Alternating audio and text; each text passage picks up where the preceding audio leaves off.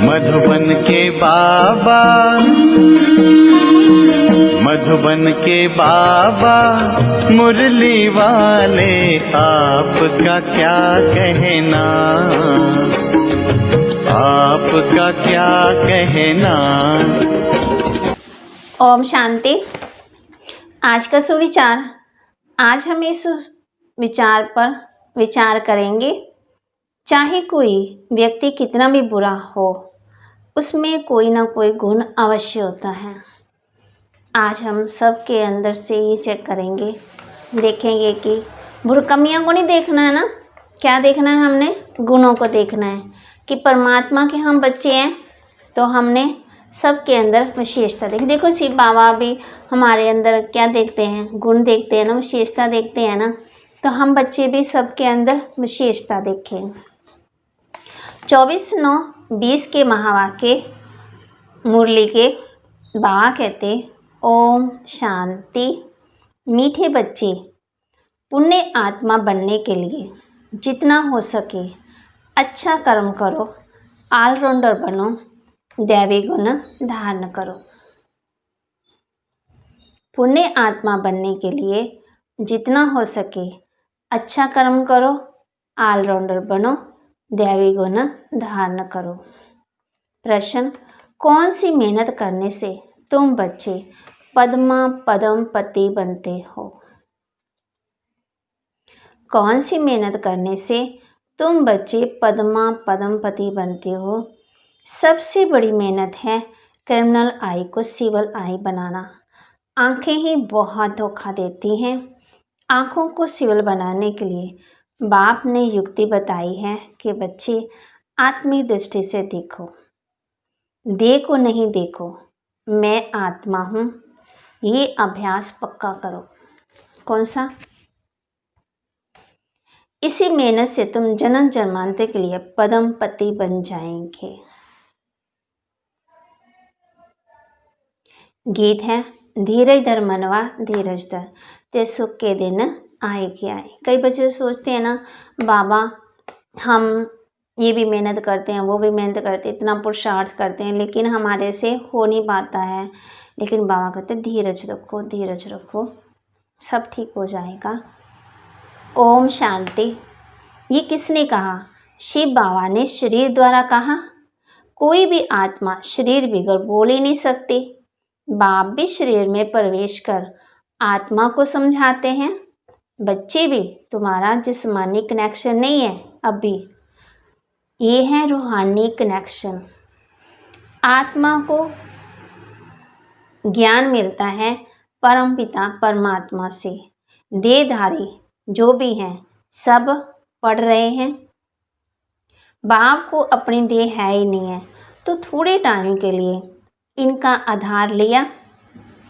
अब बाप कहते हैं अपने को आत्मा निश्चय करके बैठो।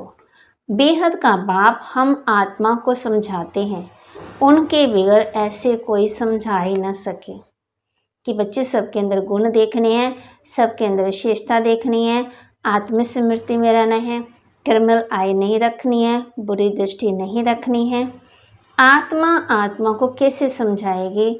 आत्मा को समझाने वाला परमात्मा चाहिए। बच्चों को समझाने के लिए कौन चाहिए? माँ बाप चाहिए ना। उनको कोई भी जानते ही नहीं है।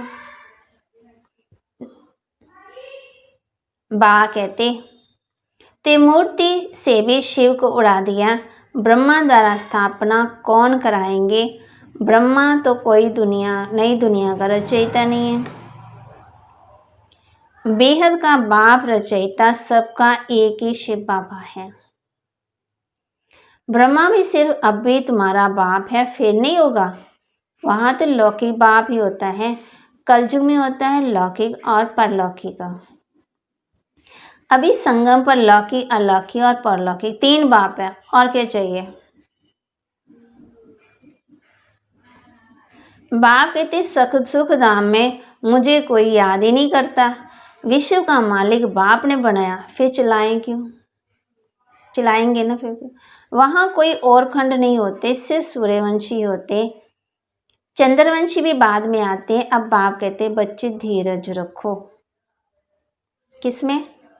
बाकी थोड़े दिन हैं। पुरुषार्थ अच्छी रीति करो।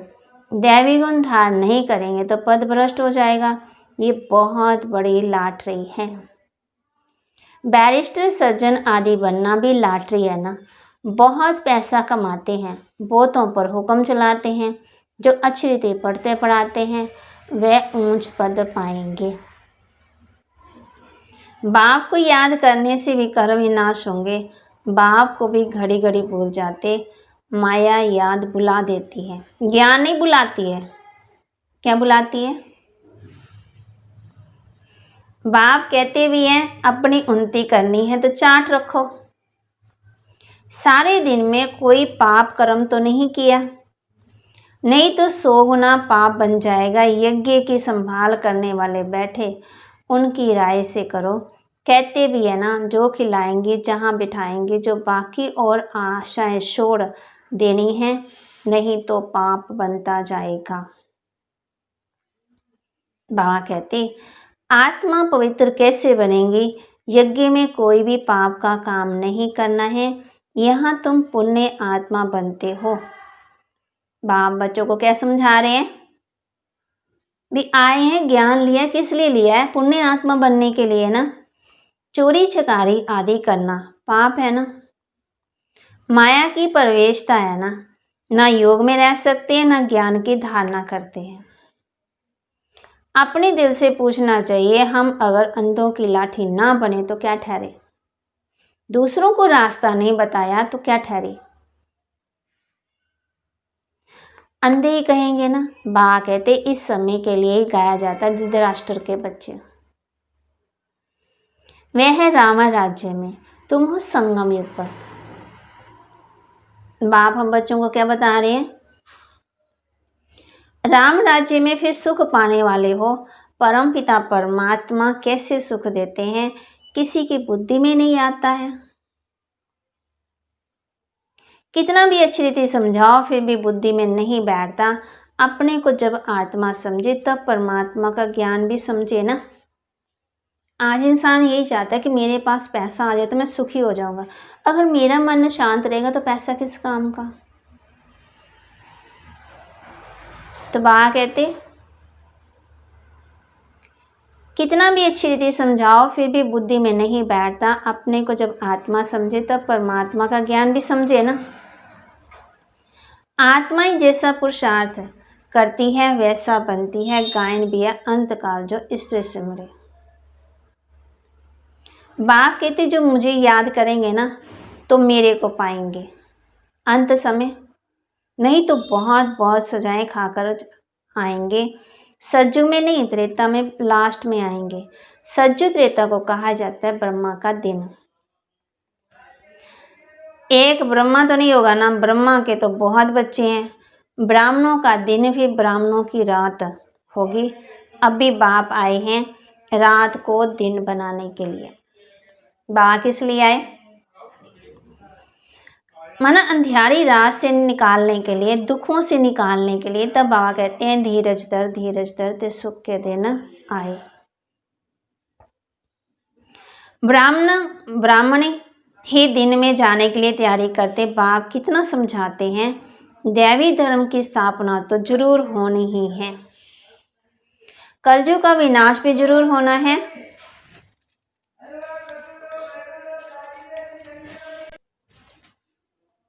बाप बच्चों को कितना समझाते हैं ना। बाप कहते कलयुग का विनाश भी जरूर होना है। जिनको कुछ भी अंदर संशय होगा वे भाग जाएंगे। पहले निश्चय फिर संशय हो जाता है। यहाँ से मरकर फिर पुरानी दुनिया में जाकर जन्म लेते हैं, फिर शांति हो जाते हैं। बाप की श्रीमत पर तो चलना पड़े ना।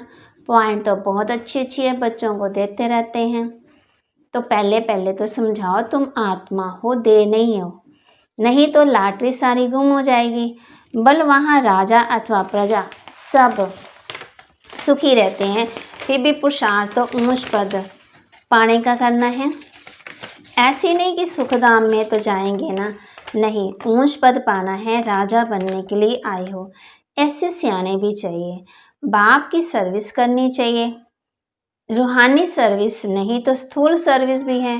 कहाँ मेल्स भी आपस में क्लास चलाते रहते हैं, एक बहन बीच बीच में जाकर क्लास कराती है। झाड़ धीरे धीरे वृद्धि को पाता है ना। बाबा कहते सेंटर पर कितने आते हैं, फिर चलते चलते गुम हो जाते हैं। विकार में गिरने से फिर सेंटर पर भी आने में लज्जा आती है, ढीले पड़ जाते हैं, कहेंगे ये बीमार हो गया। बाप सब बातें समझाते रहते हैं, अपना पोता मिल रोज रखो, जमा हो रही है या ना हो रही है कि माइनस हो रहा है, क्या हो रहा है,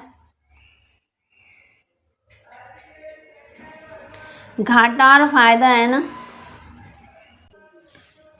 बाबा कहते घाटा और फायदा है, आत्मा पवित्र बनेगी अर्थात 21 जन्मों के लिए जमा हुआ, बाप की याद से ही जमा होगा, पाप कट जाएंगे। कहते भी है ना, हे पतित पावन बाबा आकर के हमको पावन बनाओ। ऐसे थोड़ी कहते हैं कि विश्व का मालिक बनाओ, नहीं, ये तुम बच्चे ही जानते हो। मुक्ति और जीवन मुक्ति दोनों हैं पावन धाम। तुम जानते हो हम मुक्ति जीवन मुक्ति का वर्षा पाते हैं। बाप हम बच्चों को समझाते हैं। बाबा कहते बाप की याद से जमा होता पाप कट जाएंगे। कहते भी है ना, हे पतित पावन बाबा आकर के हमको पावन बनाओ। ऐसे थोड़ी कहते हैं कि विश्व का मालिक बनाओ, नहीं, ये तुम बच्चे ही जानते हो। मुक्ति और जीवन दोनों हैं मुक्ति धाम, माना मुक्ति और जीवन मुक्ति दोनों हैं पावन धाम। तुम जानते हो हम मुक्ति जीवन मुक्ति का वर्षा पाते हैं। जो पूरी रीति नहीं पढ़ेंगे वह पीछे आएंगे। बाबा बच्चों को समझा रहे हैं ना, स्वर्ग में तो आना है, सब अपने अपने समय पर आएंगे। सब बातें समझाई जाती है, फौरन तो कोई नहीं समझ जाएंगे ना। यहाँ तुमको बाप को याद करने के लिए कितना समय मिलता है। मधुबन में जो भी आए उनको ये बताओ कि पहले अपने को आत्मा समझो। ये नॉलेज बाप ही देते हैं। जो सभी आत्मा का पिता है, आत्ममानी बनना है, ज्ञान आत्मा ही उठाती है। कौन उठाती है? आत्मा। परमात्मा बाप को याद करने से विकर्म विनाश होंगे, फिर सृष्टि के आदि मध्यंत का ज्ञान देंगे। रचयिता को याद करने से पाप भस्म होंगे, फिर रचना के आदि मध्यंत के ज्ञान को समझने से तुम चक्रवर्ती राजा बन जाएंगे। बस ये फिर औरों को भी सुनाना है। चित्र भी तुम्हारे पास है ना, ये तो सारा दिन बुद्धि में रहना चाहिए। तुम स्टूडेंट भी हो, बहुत गृहस्थी भी स्टूडेंट होते हैं, तुमको भी गृहस्थ भाव में रहते कमल फूल समान बनना है। बहन भाई की कभी भी क्रिमिनल आई हो ना सके, ये है ब्रह्मा के मुख्य वंशावली है ना। क्रिमिनल को सिविल बनाने के लिए बहुत मेहनत करनी होती है। बाबा कहते आधा कलब की आदत पड़ी हुई है ना देह को देखने की, उनको निकालने की बड़ी मेहनत है। सब लिखते ये पॉइंट जो बाबा ने समझाई है क्रिमिनल आई को निकालने की, ये बहुत कड़ी है। घड़ी घड़ी बुद्धि चली जाती है, बहुत संकल्प आते हैं, अब आंखों का क्या करें। सूरदास का दृष्टांत देते हैं ना, वह तो एक कहानी बना दी है। देखा आंखें हमको धोखा देती है तो आंखें निकाल दो। बाबा कहते नहीं, अभी तो वह बात नहीं है, ये आंखें तो सबको हैं, परंतु क्रिमिनल आई उनको सिविल बनाना, मतलब देखना दो आंखों से, लेकिन आत्मिक स्मृति में रहना है ना। बाबा ने हम बच्चों को तीसरा नेत्र दे दिया, ज्ञान दे दिया, समझ दे दी, नॉलेजफुल बना दिया। फिर कहेंगे मेरी इसमें दृष्टि जाती है, मुझे ये ख्याल आते हैं, ये वो ख्याल आते हैं। बाबा कहते हैं नहीं, मनुष्य समझते हैं घर में रहते ये हो ही नहीं सकता है। बाप कहते हैं हो सकता है, क्योंकि आमदनी बहुत बहुत है। तुम जन्म जन्मांतर के लिए पद्मपति बनते हो, वहां गिनती होती नहीं है। आजकल बाबा नाम ही पद्मपति पद्मावती दे देते हैं, तुम अनगिनत पद्मपति बनते हो। वहाँ गिनती होती नहीं है। गिनती तब होती है जब रुपये पैसे की बात होती है ना, आदि निकलते हैं। वहाँ तो सोने चांदी की मोहरें काम में आती हैं। आगे राम सीता के राज्य में मोहरें आदि मिलती थी। बाबा कहते, बाकी सूर्यवंशी राजाई की कोई नहीं देखी, कभी नहीं देखी। सूर्यवंशी की देखने में आए, देखते भी आए। पहले तो सब सोने के सिक्के ही थे, फिर चांदी, फिर तांबा, फिर अब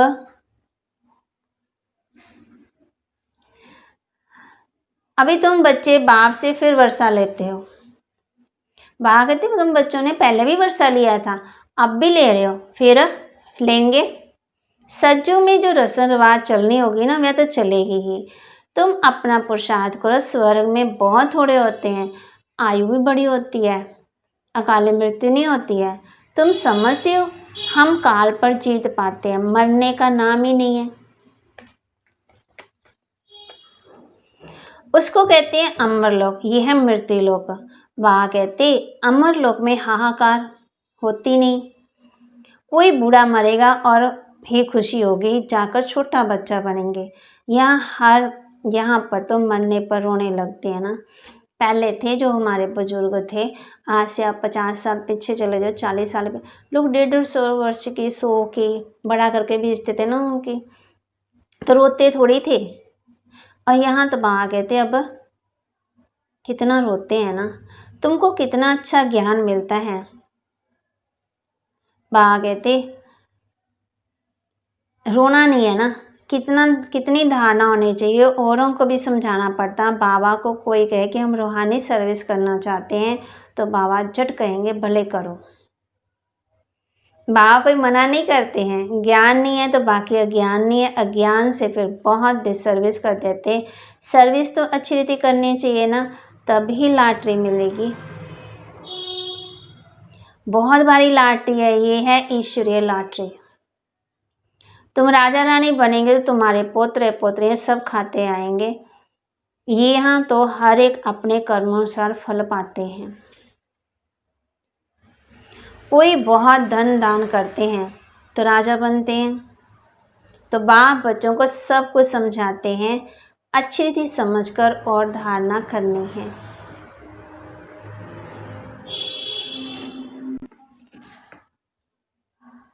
बात तो हम बच्चों को समझाते रहते हैं ना कुछ न कुछ, तो बाप बच्चों को सब कुछ समझाते हैं, अच्छी रीति समझकर और धारणा करनी है। सर्विस भी करनी है, सैकड़ों की सर्विस होती है ना। कहाँ भक्ति वाले बहुत होते हैं। बहुत भक्ति की होगी तभी ज्ञान भी चचेगा। चेहरे से मालूम पड़ता है ना। सुनने से खुश होते रहेंगे, जो नहीं समझेंगे वह तो इधर उधर देखते रहेंगे, आंखें बंद करके बैठेंगे। बाबा सब देखते हैं, किसी को सिखलाते नहीं है तो गोया समझते नहीं है। एक कान से सुन दूसरे से निकाल देते हैं। अब ये समय है बेहद के बाप से बेहद का वर्षा लेने का। जितना लेंगे जन्म जन्मांतर कल्प कल्पांतर मिलेगा, नहीं तो फिर पीछे बहुत पछताएंगे। फिर सब कुछ शास्त्रकार होगा, हमने पूरा पढ़ा नहीं है इसलिए पद पा ही नहीं सकते। बाकी क्या जाकर बनेंगे, नौकर चाकर साधारण प्रजा। ये राजधानी स्थापन हो रही है, जैसे जैसा करते हैं उस अनुसार फल मिलता है। नई दुनिया के लिए सिर्फ तुम ही पुरुषार्थ करते हो। मनुष्य दान पुण्य करते हैं, वह भी इस दुनिया के लिए। ये तो कॉमन बात है। हम अच्छा काम करते हैं तो उसका दूसरे जन्म में अच्छा फल मिलेगा। तुम्हारी तो है 21 जन्मों की बात। भागती 1 जन्म की नहीं, 2 जन्म की नहीं, 3 जन्म की नहीं, कितनी 21। जितना हो सके अच्छा कर्म करो, ऑलराउंडर बनो, नंबर 1। पहले ज्ञानी तो आत्मा और योगी तो आत्मा चाहिए, ज्ञानी भी चाहिए। भाषण के लिए महारथियों को बुलाते हैं ना, जो सब प्रकार की सर्विस करते हैं तो पुण्य होता ही है। सब्जेक्ट्स है ना, योग में रहकर कोई भी काम करे तो अच्छी मार्क्स मिल सकती है। अपने दिल से पूछना चाहिए हम सर्विस करते हैं या सिर्फ खाते हैं सोते हैं। यहाँ तो ये पढ़ाई है और कोई बात नहीं है। तुम मनुष्य देवता नर से नारायण बनते हो। अमर कथा तीसरी की कथा यही एक है। मनुष्य तो सब झूठी कथाएं जाकर सुनते हैं।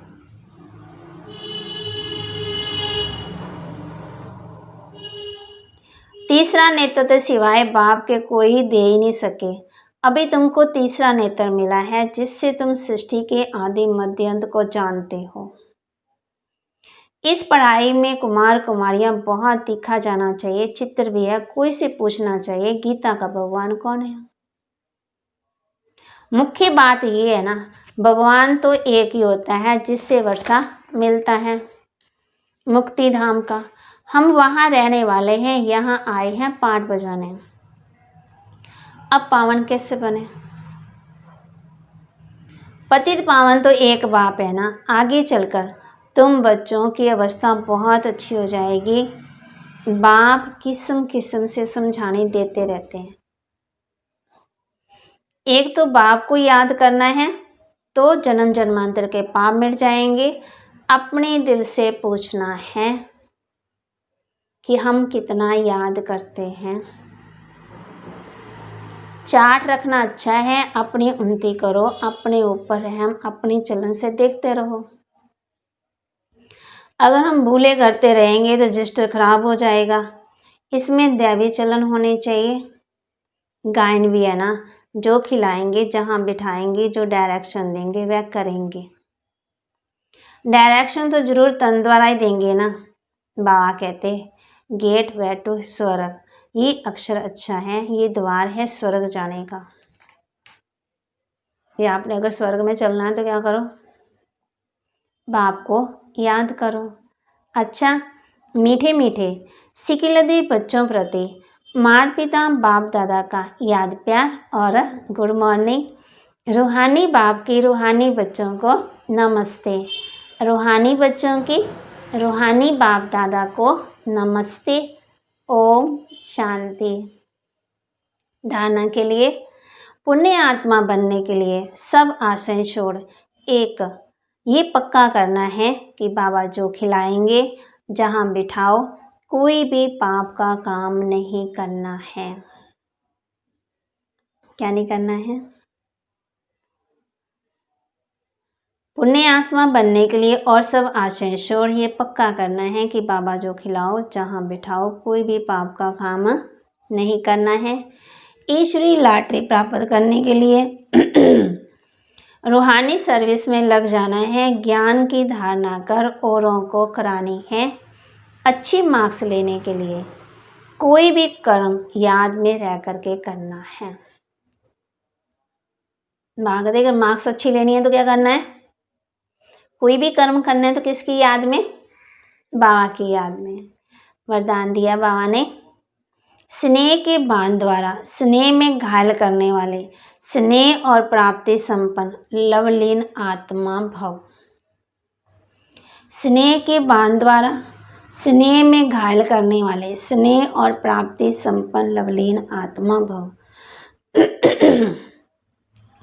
जैसे लौकिक रीति से कोई किसी के स्नेह में लवलीन होता है तो चेहरे से, नैनों से, वाणी से अनुभव होता है ना, ये लवलीन है, आशिक है। ऐसे जब स्टेज पर जाते हो तो जितना अपने अंदर बाप का स्नेह इमर्ज होगा, उतना ही स्नेह का बाण औरों को भी स्नेह में घायल कर देगा। भाषण की लिंक सोचना, पॉइंट दोहराना, ये स्वरूप नहीं हो। स्नेह और प्राप्ति का संपन्न स्वरूप, लवलीन स्वरूप हो। अथॉरिटी होकर बोलने से उसका प्रभाव पड़ता है। स्लोगन, संपूर्णता द्वारा समाप्ति के समय को समीप लाओ। कैसे लाना समीप? संपूर्णता द्वारा समाप्ति के समय को समीप लाओ। और बाबा बच्चों ने कहते हैं कि देखो जी, साकार मुरली है ना, हमें क्या देती है? स्नेह देती है। जब साकार में बाबा थे ना तो साकार मुरली तो स्नेह के, जो अव्यक्त मुरली है ना वो हमें क्या देती है? शक्ति देती है, बल देती है, शक्ति है उसमें। आत्मा के अंदर शक्ति भरते हैं बाबा हम बच्चों के अंदर, और यहाँ साकार मुरली में हमें स्नेह मिलता है। तो आज हम किस बात की धारणा करेंगे? क्या चिंतन करेंगे? गीत करेंगे ना, गीत मन में दोहराएंगे। धीरे धर मनवा धीरे धरते सुख के दिन आए के आए, धीरे धीरे धीरे धीरे भी हम मेरे अंदर परिवर्तन आएगा। कई सोचते हैं मेरे अंदर परिवर्तन नहीं आएगा, परिवर्तन के दिन और सुख के देना और नेचर आदत को परिवर्तन करने के धीरज धर। भी ये ना सोचो कि मेरा योग नहीं लग रहा, मुझे मूल्य समझ नहीं लग रही है, नई धारणा नहीं हो रही है, गुण नहीं आ रहे हैं, तो बाबा क्या कहते हैं, धीरज धर आत्मा। क्योंकि कड़े संस्कार है ना, 63 जन्मों के संस्कार, इसको क्या करना है हमने, परिवर्तन होने में टाइम तो लगेगा ना। इसलिए बाबा कहते हैं क्या करो। शिवा ने शरीर द्वारा कहा है बच्चे क्या रखो, धीरज रखो। ये किसने कहा, बाप ने। ओम शांति। जो भी नए भाई बहन इस चैनल पर मुरली या कोई भी प्रोग्राम देख रहे होंगे तो प्लीज़ वो एक बार सामने दिख रहे सब्सक्राइब बटन को क्लिक करें और बेल आइकन ज़रूर दबाएं ताकि कोई भी अपडेट सबसे पहले आप तक पहुंचे। Thank you. Have a nice day.